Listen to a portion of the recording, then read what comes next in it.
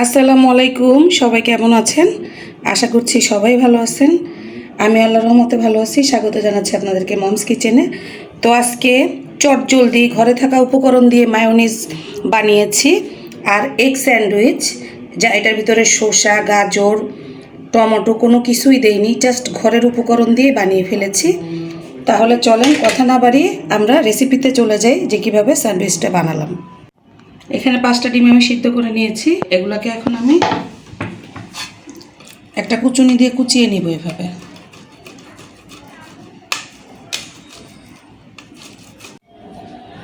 ডিমগুলো আমি কুচিয়ে নিয়েছি। এখন একটুখানি লবণ দিয়ে দিব, আর একটু দিব সামান্য পরিমাণে কালো গোলমরিচের গুঁড়া। আপনারা নাও দিতে পারেন, স্কিপ করতে পারেন, এটা একটু মিশিয়ে নিব।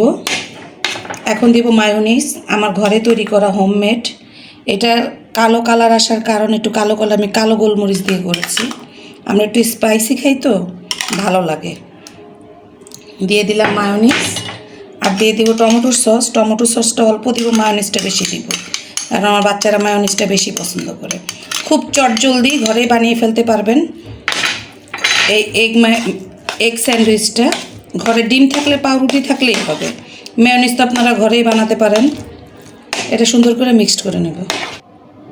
পাউরুটি একটা নিয়েছি, 4-4টে হালকা হালকা করে কেটে নিয়েছি। এটা কাটতেও পারেন, নাও পারেন। সুন্দর করে চারিদিকে দিয়ে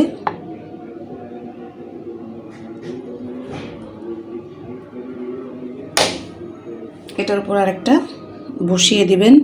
চাইলে আপনারা শসাও দিতে পারেন, গাজর দিতে পারেন, টমেটো দিতে পারেন। এখন বাচ্চারা খাবে, ঘরে চটজলদি এটাই মনে আসলো তাই বানিয়ে দিলাম। বানিয়ে ফেললাম স্যান্ডউইচ। আমি কাটিনি, এখন একটা কেটে আপনাদেরকে দেখাচ্ছি। বাচ্চারাই খাবে ঘরে, একটা আমি কেটে দেখিয়ে দিচ্ছি।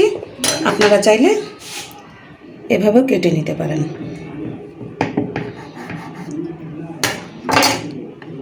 দেখেন,